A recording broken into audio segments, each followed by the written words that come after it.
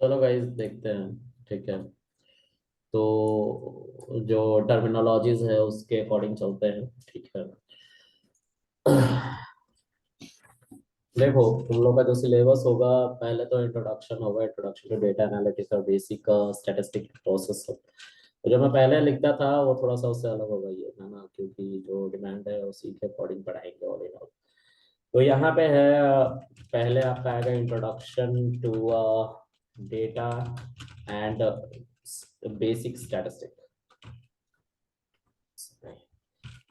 Basic statistic statistics. ठीक है। तो ये तुम लोग का बेसिक स्टैटिस्टिक और डेटा के बारे में मैं थोड़ा सा एक्सप्लेन करूंगा। And here we have something like कुछ टर्मिनोलॉजीज है, कुछ इसके सब डिविजन है, overview of data analysis and its application, view of data analysis and its application. दूसरा है हमारा टाइप ऑफ डेटा यहाँ पे होते हैं। एक होता है क्वांटिटेटिव डेटा और दूसरा होता है क्वालिटेटिव डेटा। ठीक है। तीसरा होता है इसके अंदर डिस्क्रिप्टिव स्टैटिस्टिक। इसमें आता है इसमें आता है mean, median, mode, standard aviation. ठीक है। वेरिएंस। ठीक है। और क्या आ जाएगा इसके अंदर, मीन मीडियन मोड के अंदर भी फर्दर कैटेगराइजेशन है। ठीक है। तो एक रेंज छूट रहा है। ठीक है, मैं इसको अभी फिर से और थोड़ा इलेबोरेट करूंगा, मैं कर देता हूँ यहीं पे। ठीक है। तो मैंने तुम लोग को इसके बारे में पढ़ा रखा है कि जो पढ़ चुके होंगे उनकी बात कर रहा हूँ। मीन जो होते हैं वो तीन तरीके के होते हैं। पहला होता है अरिथमेटिक मीन, दूसरा होता है ज्योमेट्रिक मीन, तीसरा होता है हार्मोनिक मीन। हार्मोनिक। राइट, मैंने इन सबको पढ़ाया था लोग। फिर उसके बाद मीडियन होता है। मीडियन में आप लोगों को दो तरह के मीडियन होते हैं। एक होता है ऑड टर्म मीडियन, दूसरा होता है इवन टर्म मीडियन।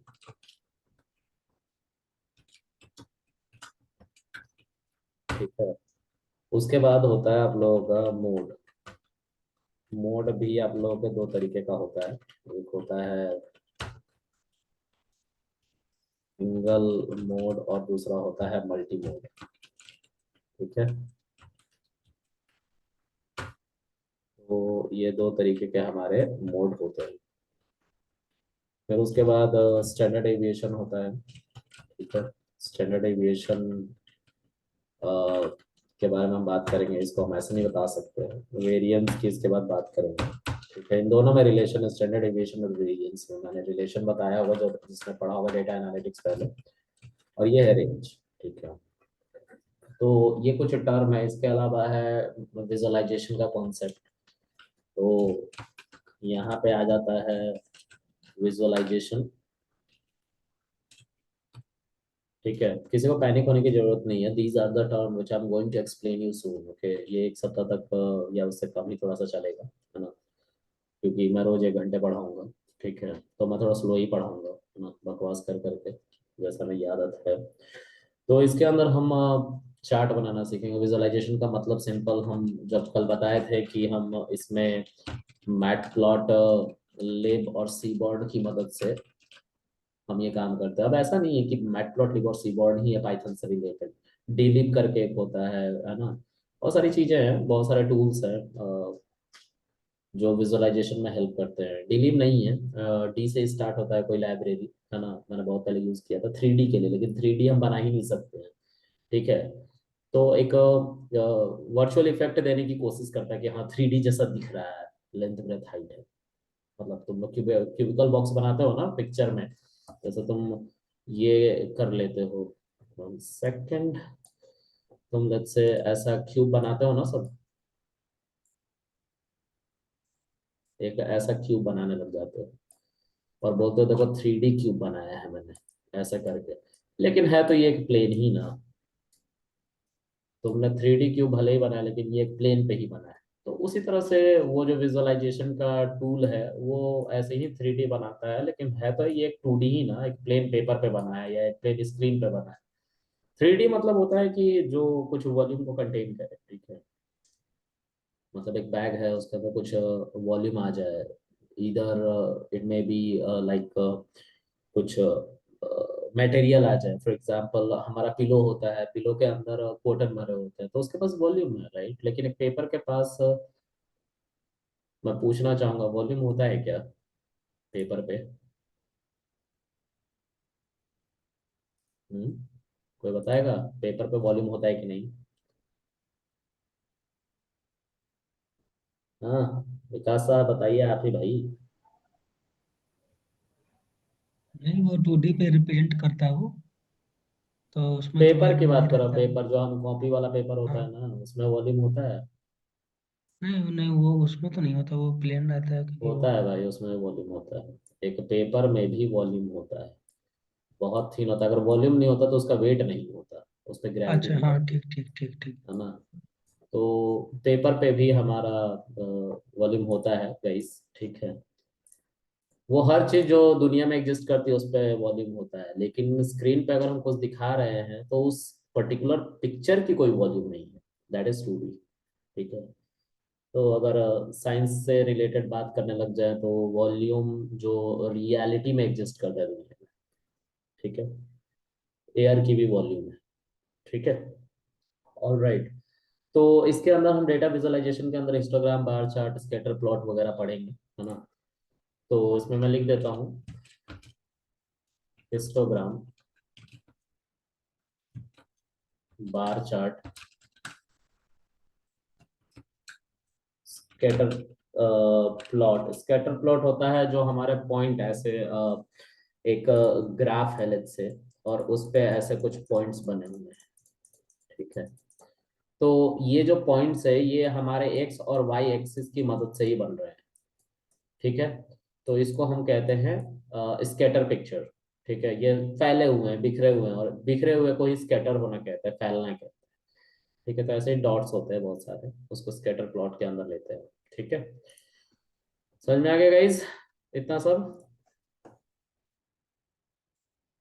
अरे बोलो, यस सो रहे हो सर। यस क्या? सर। ज्यादा जी रात हो सर, गई जी है सर। लग रहा है। ओके। नहीं सर। तो हम इसी के बारे में पढ़ेंगे आज, ठीक है। कोशिश करेंगे थोड़ा जल्दी जल्दी पढ़ ले, है ना। ओके। देखो, पहले हम बात करेंगे कि डेटा में जो एनालिसिस हो रही है और उसके एप्लीकेशन, मतलब हम डेटा को एनालाइज ही क्यों करेंगे। तो सी, अभी टूल में नहीं पढ़ा रहा हूँ, अभी थियोरेटिकल पार्ट पढ़ा रहा हूँ, ठीक है। लोग सोचते हैं कि थियोरेटिकल पार्ट में कुछ होता नहीं है, हम पढ़ के कोई फायदा नहीं होगा, लेकिन इंटरव्यू में, अभी जैसे मेरा इंटरव्यू हुआ था तो उसमें सिर्फ थियरी पूछा गया था। इवन डायरेक्टर ने भी मुझसे पूछा था, फेस टू फेस राउंड होता डायरेक्टर से, उसने मुझसे कोडिंग नहीं करवाई क्योंकि ऑलरेडी मेरे 2 राउंड हो चुके थे कोडिंग के। तो उसने मुझे सिनेरियो दिए कि भाई ये अगर सिनेरियो बनेगा तो इसका आंसर क्या होगा, मतलब डिस्क्रिप्टिव, डिस्कशन बेस्ड, कि तुम क्या सोचते हो इसके बारे में, कैसे सॉल्व करोगे। उसी तरह से एनालिसिस है, स्टैटिस्टिक है, यहाँ पर तुरंत किसी चीज का आंसर नहीं दे सकते हैं। तो यहाँ पर डिस्कशन होता है, सिनेरियो ऐसा रखा जाएगा कि सपोज करो हमारे पास 2 तरह का डेटा है। एक है, आई थिंक मैं एप्पल बनाने जा रहा था, तुम लोगों को समझ में आए, है ना। ये टोमेटो है, ये फिर एक एप्पल है। थोड़ा वो करना, ए लिख देता हूँ एप्पल को, टी टोमेटो को लिख देता हूँ, ए एप्पल, फिर से एक और एप्पल, है ना, ये एप्पल है। तो ये जो है डेटा, ये डेटा से हम क्या समझ रहे हैं, मतलब अगर मैं तुम लोग से पूछूं कि तुम लोग क्या इस डेटा के साथ कर सकते हैं, अगर तुम्हें ऐसा कोई डेटा दे दिया जाए पेपर पे लिख के, तो क्या करोगे एज अ एनालिस्ट? कुछ सोचते हो इसके बारे में तुम लोग? हम्म। कुछ इसके बारे में सोच रहे हो कि क्या करोगे अगर ऐसा किसी ने डेटा दे दिया तो? देखो, डेटा एनालिस्ट का काम है ना चीजों को सिस्टमेटिक वे में रखना। तो एक तो सिनेरियो ये बनेगा कि हम इस पेज के दो हिस्से कर देंगे। एप्पल को एक साइड में रखेंगे और टोमेटो को अलग साइड में रखेंगे। देखो स्ट्रक्चर्ड फॉर्म में हो गया ये। तो बहुत छोटी सी बात है, लेकिन हम फिर भी अब ये सोच में पड़ गए थे कि पूछना क्या चाह रहा है सामने वाला। तो तुम्हारे माइंड सेट को समझना चाह रहे कि तुम क्या सोचते हो ऐसे अनस्ट्रक्चर्ड फॉर्म को देख के। क्योंकि किसी भी चीज को हम सिस्टमेटिक वे में रखेंगे तो उसको उससे कुछ इंसाइट्स निकालने आसान हो जाता है, उससे कुछ इन्फॉर्मेशन निकालना आसान हो जाता है, और वो इन्फॉर्मेशन हेल्प करता है हमें उस पूरे सिनेरियो को, उस पूरे पिक्चर को, उस पूरे डेटा को समझने में। डेटा एनालिस्ट का काम सिर्फ एक ही है, रिपोर्ट बनाना। अगर वो रिपोर्ट बना पा रहा है डेटा को देख के, मतलब डेटा के अंदर से कुछ वो जिस जो नॉर्मल आंखों से नहीं दिख रही है उसमें कुछ वो स्टैटिस्टिक मैथ का टर्म लगा के उससे कुछ देख पा रहा है, तो ऐसे डेटा एनालिस्ट की बहुत डिमांड होती है। ठीक है, और ऐसे डेटा एनालिस्ट अब अक्सर बिजनेस इंटेलिजेंस टूल को यूज करते हैं, जिसको बीआई टूल्स भी कहते हैं। बीआई टूल्स में वही जो तुम लोग सुनते हो, टैबल्यू और पावर बीआई और बहुत सारे हैं। ठीक है। गार्टर एक कंपनी है जो इस पर रिसर्च करती है, और जिस जो सबसे ज्यादा डिमांड में होती है उस गार्टर कंपनी को वो अपने मैप पे दिखाती है कि इसकी डिमांड सबसे ज्यादा थी इस साल। तो टैबल्यू और पावर बीआई अभी सबसे आगे चल रहा है, और इसमें भी जो सबसे आगे वो पावर बीआई है। पावर बीआई ने अपने अंदर ऑफिस 365 को इंटीग्रेट कर दिया है। ऑफिस 365 और कुछ नहीं बल्कि एक्सेल है। ठीक है।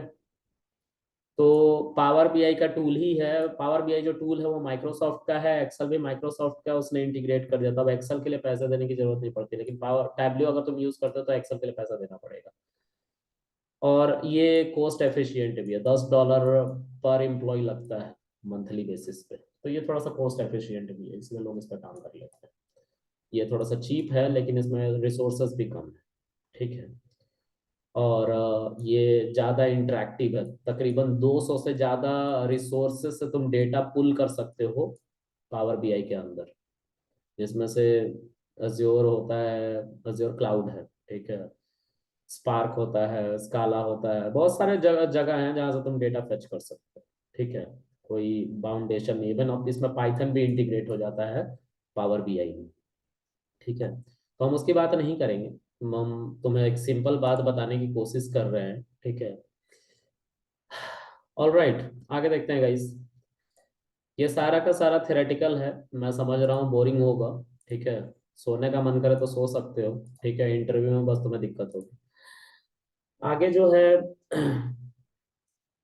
इस डेटा को और इसके एप्लीकेशन की हम बात करते हैं। तो देखो, अगर तुम लोगों ने शेयर मार्केट कभी देखा हो, कितने लोगों ने शेयर मार्केट में पैसा लगा रखा है? बताओ। नहीं मांगूंगा मैं पैसे, बता दो। लगा रहा है सर।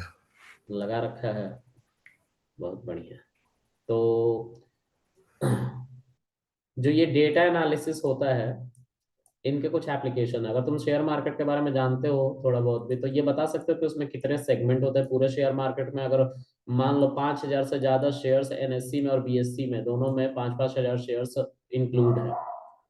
तो इन सभी शेयर को अगर मैं कुछ क्लास में बांटना चाहूँ तो वो कौन से क्लास होंगे, कितने क्लासेस बन सकते हैं इससे? कुछ आइडिया है? सर वो तो जितने मर्जी क्लास में बांट सकते हैं, डिपेंड ऑन प्राइस और प्रीमियम जो भी होगा। 12 सेगमेंट्स होते हैं पूरे शेयर मार्केट पे। ठीक है।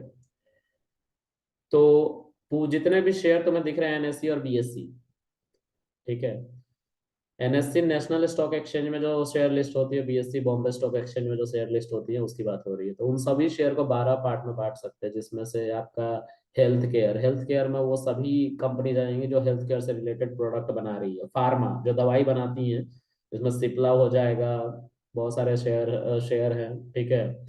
वो सब आ जाते हैं। ठीक है। रैनवैक्सी हो जाएगा, ये सब दवाई बनाती है, फार्मा में आती है सब। उसी तरह से सीमेंट बेस्ड जो कंपनी है जो इंफ्रास्ट्रक्चर में हेल्प करती है, इंफ्रास्ट्रक्चर यानी कि बिल्डिंग वगैरह या फिर नेटवर्किंग वगैरह से रिलेटेड काम करती है, जो कुछ बिल्ड कर रही हो रियलिस्टिक फॉर्म में जो तुम्हें दिखाई देता है। Software based companies, IT based company जिसमें टीसीएस है, इन्फोसिस है, कैपजेमिनाई है, ठीक है। तो ये सब अलग अलग सेगमेंट में बांट दिए जाते हैं। तो जितने भी डेटा होते हैं उनको हम बांटते हैं और उन्हीं के एप्लीकेशन को यहाँ पर समझने की कोशिश करें कि आखिर काम क्या होता है उनको बांटने के बाद, ठीक है। तो उनके एप्लीकेशंस क्या है, ठीक है। अब सपोज करो कि तुम्हारे पास फार्मा का शेयर, मतलब फार्मा के ही का कुछ कंपनी है, ठीक है। फार्मा की स्पेलिंग पता नहीं क्या होती है, चलो आईटी ले लेते हैं। सर पी है, पी। चलो कोई नहीं, पी से होता है, लेकिन मुझे नहीं पता ना, मैं काट दिया। आज भी मेरी स्पेलिंग कमजोर है, बुरा मत मानना। तो आईटी जो है, आईटी में बहुत सारी कंपनीज होती है, ठीक है। अगर मैं बोलूं कि आईटी कंपनी जो है इसके तुम्हें डेटा दिए गए हैं, ठीक है। अगर तुम्हें इसके डेटा दिए गए हैं तो तुम उस डेटा में, जैसे दिया गया है कि उसका एनुअल रिपोर्ट क्या है या क्वार्टरली रिपोर्ट क्या है, बहुत सारा डेटा दिया गया है, ठीक है। तो इससे तुम क्या निकाल सकते हो?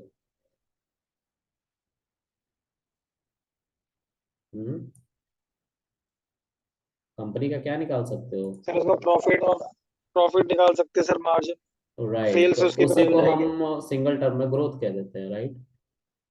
तो ये सब काम कर सकते हैं, यही तो है एप्लीकेशंस। डेटा का एप्लीकेशन, तुम्हारे पास कैसा डेटा है और उसका क्या यूज है, उसी को एप्लीकेशन कहते हैं। तुमसे पूछा जाएगा डेटा दे के कि अगर मैं तुम्हें कुछ डेटा दे दूं तो उसके एप्लीकेशंस क्या होंगे, ऐसे ही क्वेश्चन होगा। अब वो बोलेगा इस सेगमेंट का डेटा, उसके एप्लीकेशन क्या हो सकते हैं। तो तुम बोलोगे सर, अगर हम उस डेटा को एनालाइज करेंगे, उस डेटा में अगर मुझे ग्रोथ नहीं दिखाई देगा तो मैं उसके लिए रिपोर्ट जनरेट करूंगा, और रिपोर्ट जनरेट करते समय मैं ये बताऊंगा कि आखिर इसमें क्या और करने की जरूरत है जिससे हमारा सेल्स ग्रो कर जाए।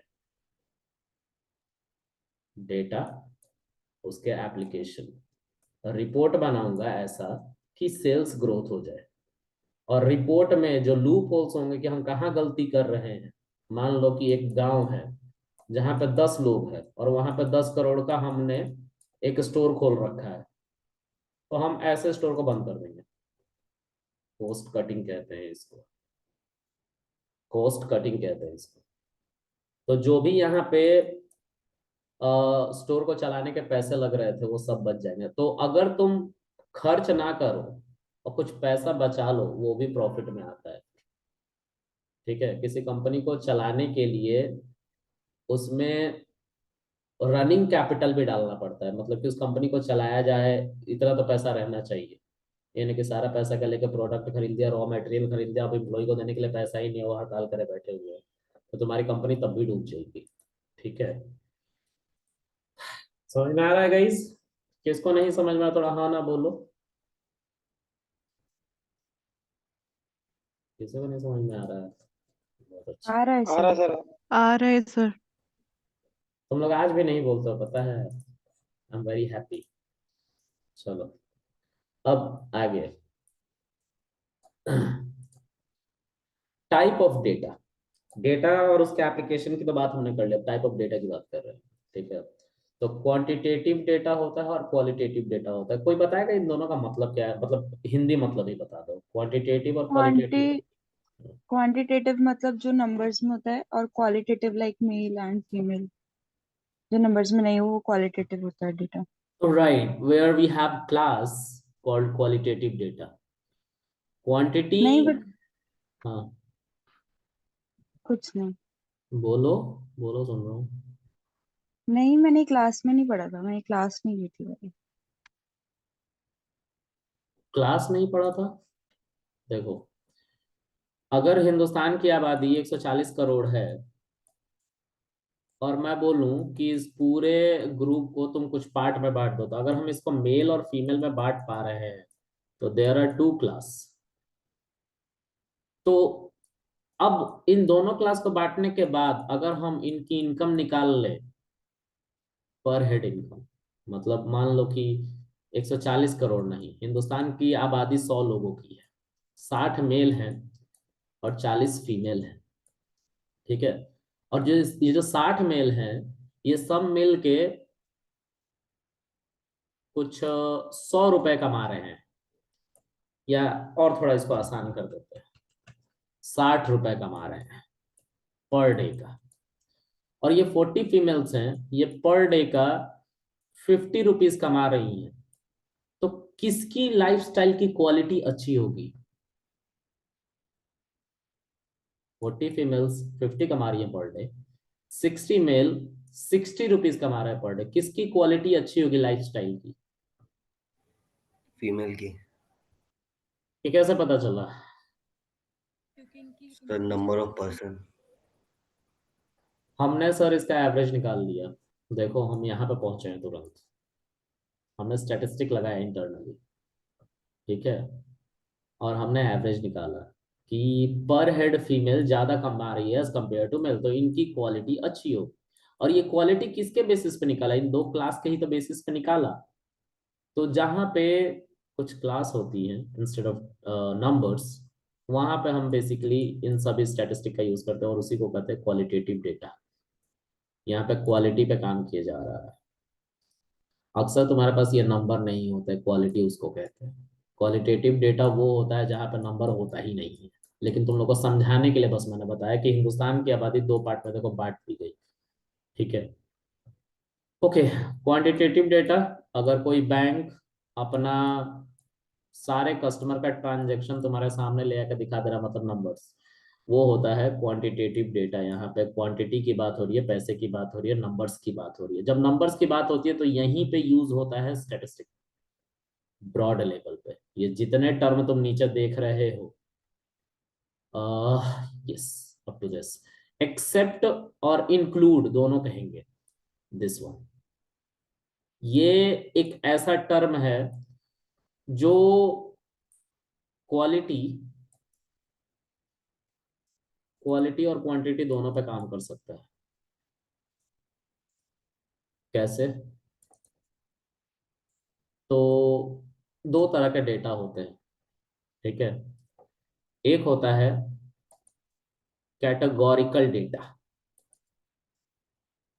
ठीक है, और दूसरा नॉर्मल न्यूमेरिकल फॉर्म में होता है, ठीक है, जिसको नॉन कैटेगोरिकल भी कहते हैं। कैटेगोरिकल उसको कहते हैं जैसे पूरे हिंदुस्तान को अगर कैटेगरी वाइज डिवाइड कर दे तो मेल फीमेल में डिवाइड कर सकते हैं। ये कैटेगोरिकल डेटा हो गया। अगर मैं तुमसे पूछूं, अगर इस डेटा को दिखा के कि 60 मेल थे और 40 फीमेल थी, तो अगर मैं पूछूं कि मोड इनका क्या होगा, कौन मोड में आएगा, मेल आएगा कि फीमेल आएगा, तो क्या आंसर होना चाहिए आप लोगों का? मोड आता है? किसी को पता है मोड क्या होता है? सर मेल होगा ना। इसकी फ्रीक्वेंसी अधिक होती है। दोनों होगा शायद, क्वालिटेटिव होता है मोड। अरे मैं मोड पूछ रहा हूँ, मोड जो क्लास 6 में पढ़ाया गया था। जिसकी फ्रीक्वेंसी सबसे अधिक होती है। जो राइट, मोस्ट अकरिंग वाला वैल्यू होती है ना सर, मोस्ट अकरिंग वैल्यू तो जो मोड। होती है उसको मोड कहते हैं। हाँ तो सर मेल ज्यादा आएगा। अभी मैंने जस्ट बोला साक्षी कि क्वालिटी वाले डेटा पे ही ये सब काम करते हैं और क्वांटिटी वाले पे भी काम करते हैं। तो यहाँ पे हम क्वांटिटी की बात कर रहे हैं ना, मेल और फीमेल में किसकी क्वांटिटी ज्यादा है? बताओ बताओ। फीमेल। अरे अरे पैसा मत मेल की देखो, मिस्टेक। पैसा मत देखो भाई, बस नंबर देखो, 40 और 60 कौन सा ज्यादा है? मेल। मेल। मेल। तो मेल ज्यादा है, तो ये जो है एक मोड, ये दोनों पे काम करता है। ये जो आगे चल के रिग्रेशन सॉरी रेगुलराइजेशन पढ़ेंगे और उससे उसमें हम वेरिएंस वगैरह पढ़ते हैं। तो बहुत तरह के वेरिएंस भी होते हैं, चाहे स्क्वायर होता है, बहुत सारी चीजें होती है जो कैटेगोरिकल डेटा पे काम करता है, लेकिन वो हम नहीं पढ़ाएंगे, वो ज्यादा यूज नहीं होता है। नंबर के ऊपर भी हम मतलब सॉरी ऐसे वैल्यू के ऊपर भी हम वेरिएंस वगैरह निकालते हैं, लेकिन उस वेरिएंस को मैं नहीं पढ़ाने वाला हूँ, वो यूज नहीं होता है। चलो आगे देखते हैं, मीन की बात करते हैं। मीन जो होता है वो तीन तरीके का होता है। हमने मीन पढ़ रखा है, मतलब मीन को एवरेज भी कहते हैं, हम लोगों को स्कूल में पढ़ाया गया था। और एवरेज को हम एक और भाषा में जानते हैं जिसको हम कहते हैं परसेंटेज। ये सबका एक ही सेंस है, ठीक है, मीन एवरेज परसेंटेज, ठीक है।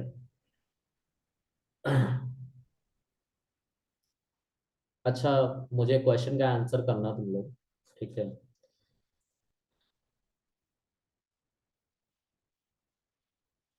तुम लोगों ने कभी एवरेज का यूज किया है? कोई बताओ। यस। कब? सिनेरियो बताओ। क्लास की एवरेज निकालनी होती है मार्क्स की। क्लास के एवरेज निकालनी हो किस बेसिस पे? मार्क्स के बेसिस पे? हाँ जी। अच्छा, तुमने निकाला था? नहीं। तो फिर क्यों ऐसा एग्जांपल दे रहे हो? मैं पूछ रहा हूँ, तुमने अपनी लाइफ में कोई एग्जांपल एक्सपीरियंस किया, उसको बताओ।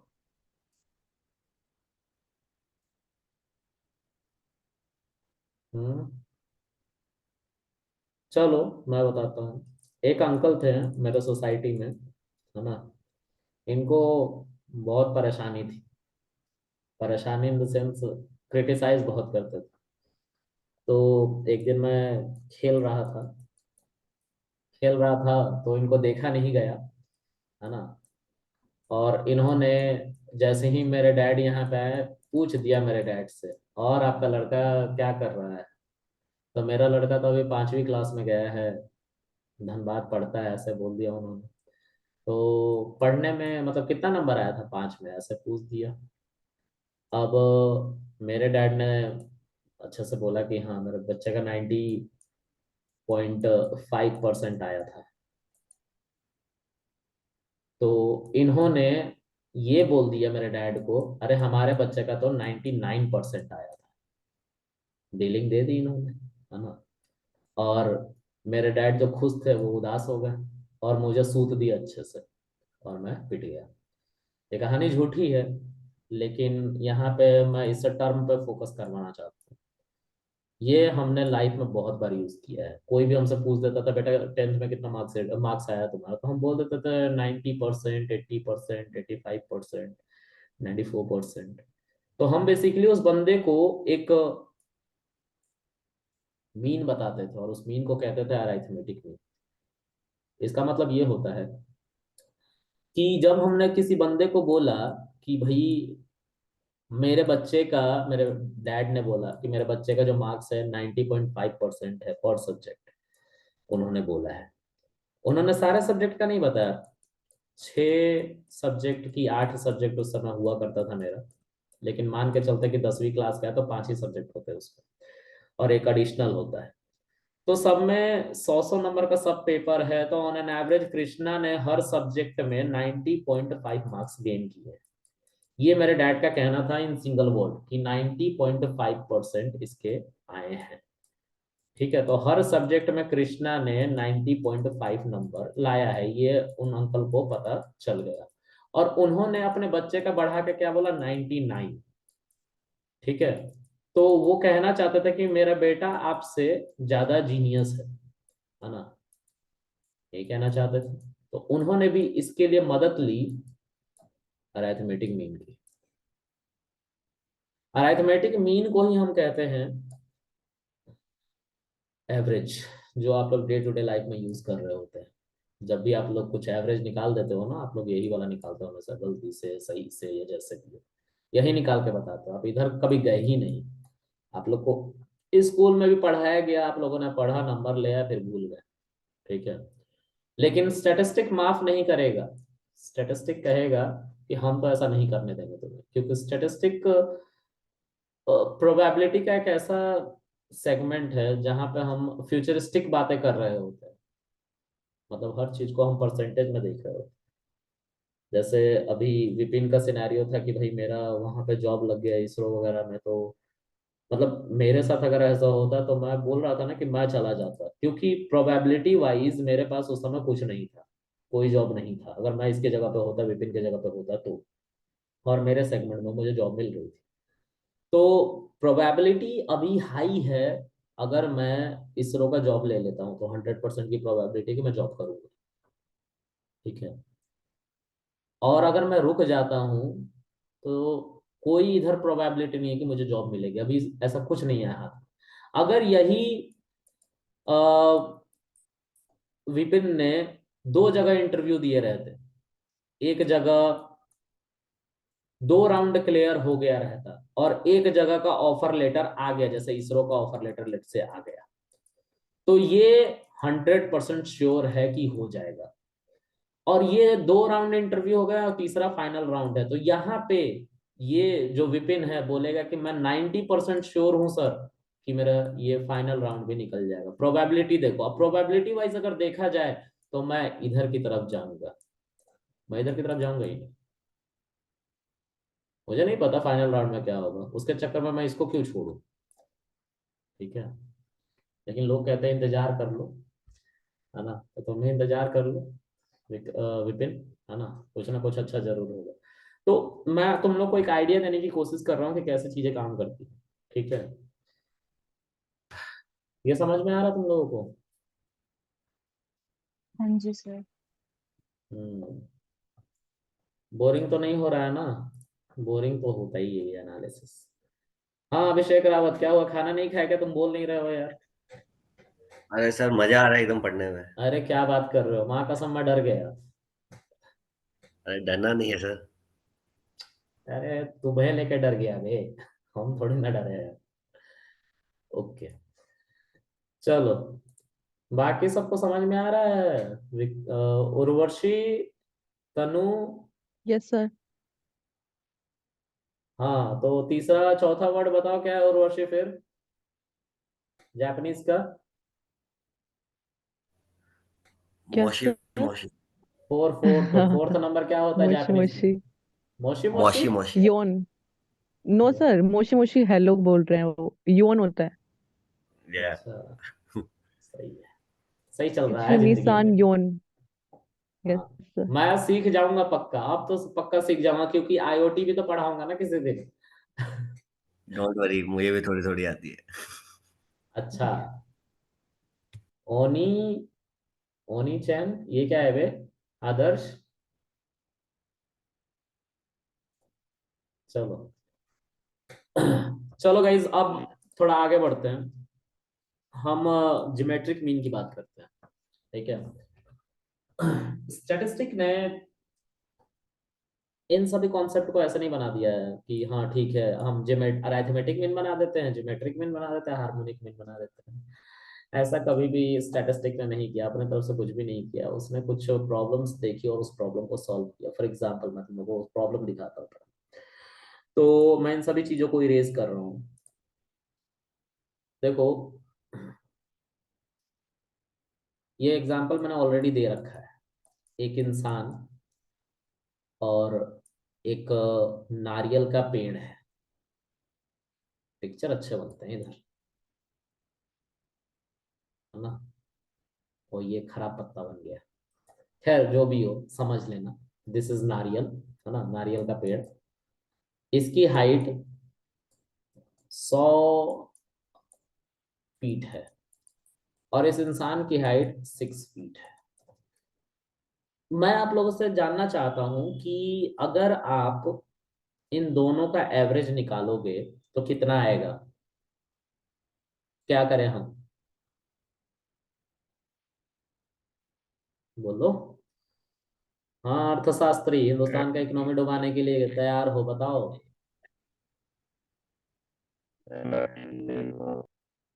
अबे आदर्श तुम रोबो बन गए क्या?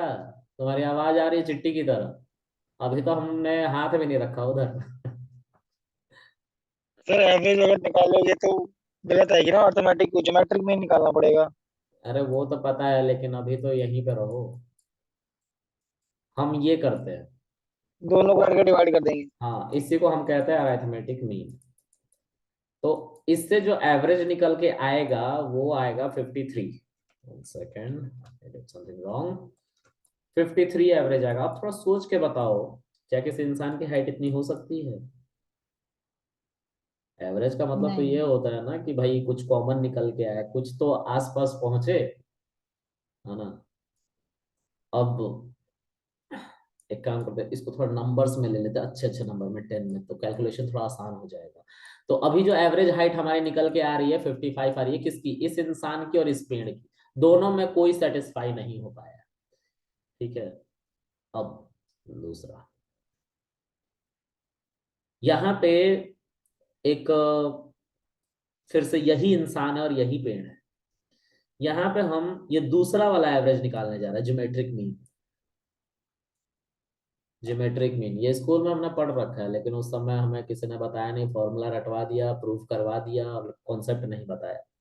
ठीक है, ऐसा बहुत सारी चीजें आएंगी तुम्हारी लाइफ में जिसके कॉन्सेप्ट अब जाके पता चलेंगे, क्योंकि मैं भी जब डेटा साइंस पढ़ रहा था तब मुझे पता चला था कि साइन थीटा क्यों यूज किया जाता है। ठीक है, कोस थीटा क्यों यूज किया जाता है। ठीक है, मुझे भी ऐसी नॉलेज नहीं थी, ऐसा नहीं है कि मैं जानता हूँ तुम लोग नहीं जानते हो इसी एज में, तो ऐसा नहीं है, मैं भी नहीं जानता था। तो ज्योमेट्रिक मीन की बात करते हैं। देखो ये है, इसकी हाइट अभी 10 फिट कर देते हैं, यहाँ पे हमने 10 ले लिया था ना और 100 ले लिया था, तो इसकी हाइट जो है हमारी इंसान की 10 फिट है। ठीक है, और इसकी हाइट जो है इस पेड़ की वो 100 फीट है। ठीक है, और ये क्योंकि दो लोग हैं तो इसके ऊपर जो पावर लगेगा 1/2 का लगेगा। अब ये 1/2 का जो पावर होता है वो होता है रूट। अब 10 इंटू 10 अगर हम इसको फैक्टराइज करें तो पेयर्स हमेशा बाहर आते हैं रूट के अंदर से, यानी कि 10√10। ठीक है, अब इस 10 का जो क्या कहते हैं, रूट से अगर बाहर निकालें तो 10 इंटू रूट से बाहर आने के लिए 3 या 9 3 पॉइंट समथिंग के आसपास कुछ आएगा रूट से जब बाहर ये आ रहा होगा, है ना। और जब उसको 10 से मल्टीप्लाई करोगे तो 30 पॉइंट समथिंग हमारा बंदे का हाइट निकल के आएगा, या 31 कुछ आएगा, ऐसे ही आएगा, इससे ज्यादा नहीं जाएगा, 31 फीट के आसपास। तो अब थोड़ा मुझे सोच के बताओ, क्या ये ज्यादा प्रिसाइज है कि ये ज्यादा प्रिसाइज है? भाई हम सही तो नहीं बता पा रहे कि इंसान की हाइट 10 फीट है, लेकिन इन दोनों में भी बात करें कि कौन ज्यादा प्रिसाइज है तो क्या निकल के आ रहा है, कौन प्रिसाइज है, ये है कि ये है? चलो, 50 वाला। डार्ट खेला है कभी तुम लोगों ने? डार्ट एक गेम होता है। यस सर, खेला है। हाँ, मैं अगर एक डार्ट फेंकू और वो यहाँ पे हिट करे, और एक डार्ट फेंकू वो यहाँ पे हिट करे, तो कौन सा ज्यादा प्रिसाइज है? Q1 और Q2, Q2। क्योंकि इसका Q2। सेंटर से डिस्टेंस कम है। तो यही ये कॉन्सेप्ट्स बता रहे हैं। ठीक है, समझ में आ रहा है? वैसे ऐसा सिनेरियो बहुत कम आता है कि आपको दो डिसिमिलर ऑब्जेक्ट के हाइट निकालने पड़ेंगे, क्योंकि देखा जाए तो ये अनसेटिस्फाइड हो जा रहा है, ये कह रहा है कि भाई मेरी हाइट तो 100 फीट थी, मैं भी तो सेटिस्फाई नहीं हो पा रहा हूँ इसका 30 हो जाने से, तो ज्योमेट्रिक मीन का कॉन्सेप्ट ही खराब है फिर। लेकिन कुछ और भी सोचा गया इसके साथ, ये तो मैं समझाने के लिए बस एक पिक्चर बनाया है, ऐसा ऐसा होगा नहीं एक्चुअल में, तो ऐसा कोई डेटा आएगा नहीं। ठीक है, लेकिन बस समझाने के लिए। ठीक है, इतना समझ में आ रहा सबको? तो अब कंक्लूजन देखो क्या है। जो एवरेज होता है, अरिथमेटिक मीन होता है, इसको तब निकाला जाता है जब हमें रेंज पता हो कि मार्क्स जो होता है वो 0 से लेकर 100 के बीच में ही होता है। लेकिन यहाँ पे ह्यूमन की जो हाइट होती है वो 1 फीट से लेकर 6 फीट तक, 7 फीट तक और 8 फीट तक, इससे ऊपर नहीं जाती। और पेड़ की जो हाइट होती है वो 1 फीट से लेकर 200 फीट तक, 300 फीट तक जा सकती है। तो अगर देखा जाए मैथमेटिकली तो 8 से अगर इसको तुम डिवाइड करोगे तो कुछ 25 और 6 टाइम ये ज्यादा बड़ा है। स्टैटिस्टिक कहता है कि अगर दोनों के क्वांटिटी में 2x से ज्यादा का